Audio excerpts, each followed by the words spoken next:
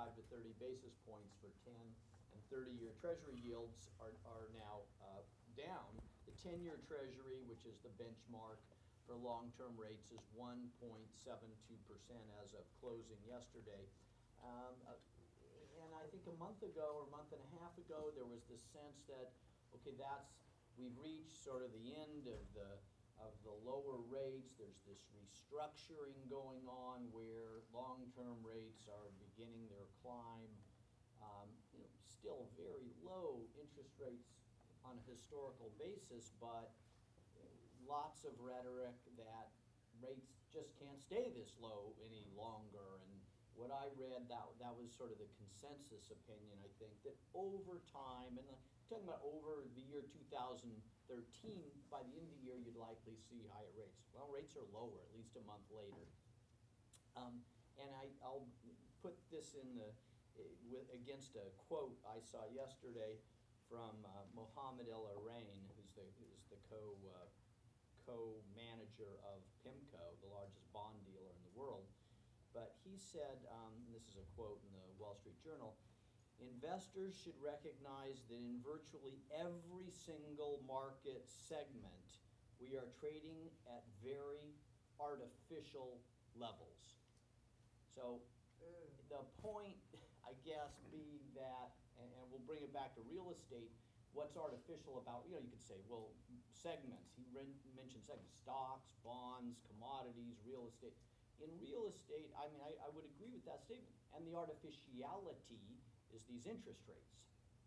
There's a government component that is subsidizing our interest rates by pumping money into the marketplace. And it because of all this additional capital that's out there, it makes the borrowing less costly than it would if you didn't pump out $90 billion or $80 billion a month, which is what the Fed and the Treasury are doing.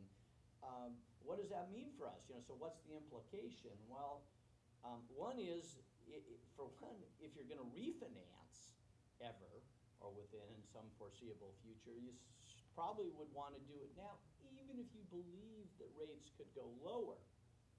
How much lower are they going to go? Quarter percentage point? And the 30-year fixed, by the way, on an owner-occupied house shows us 3.25 today on the money rate scoreboard. 30-year fixed on, Greg mentioned it, on non-owner occupied, so on a fourplex purchase, about 3.75. And I know we're doing and have been doing so much refinancing. And the question and I'm talking about now 1 to 4 unit properties, and I'm a mortgage broker. So you look at today's rates, and today we were locking in loans yesterday, 3.5% no cost. Do you wait on that? Well, you might get 3 3/8 instead of 3.5 if you win, but is that worth the gamble? And that's why I'm explaining rates to people. I get asked the question, well, look in your crystal ball, ha ha ha, like anybody has a crystal ball, everybody knows that. But that's the question comes up on virtually every transaction. What does it look like? Does it look like rates will go up or down in the next couple of weeks? I have no clue, and I don't believe anybody does, including Mohammed El-Arain, who's the best, and his partner, Bill Gross. But you look at therefore, what is the context of your decision? It's essentially, so for people that are starting transactions, they're in escrow, do they lock a rate or do they wait? It's just know that it's just a gamble.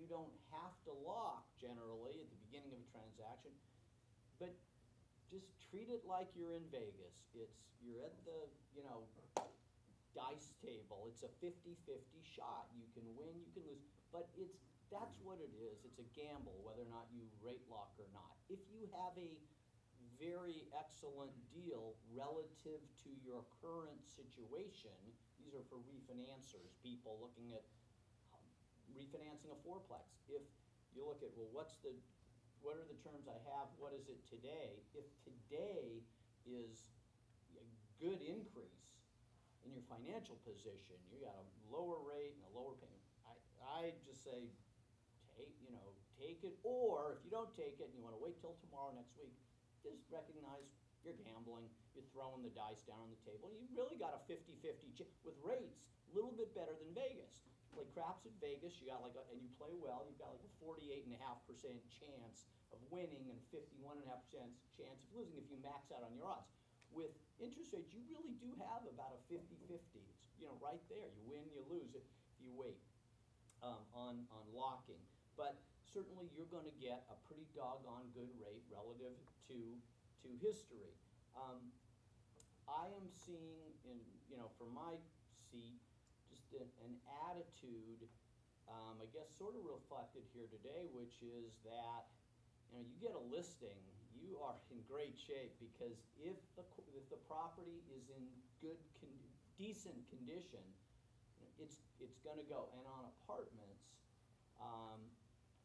these cap rates at 4% are, I believe, what's going to sell. And cap rates, it's so hard to really understand, what's the true cap rate? Well, that has so much to do with how sellers or owners may represent the expenses.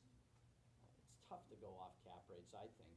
Sometimes gross rent multiplier may be the safer, just an easier context to look at. But anyway, that said, we're in this hot marketplace, and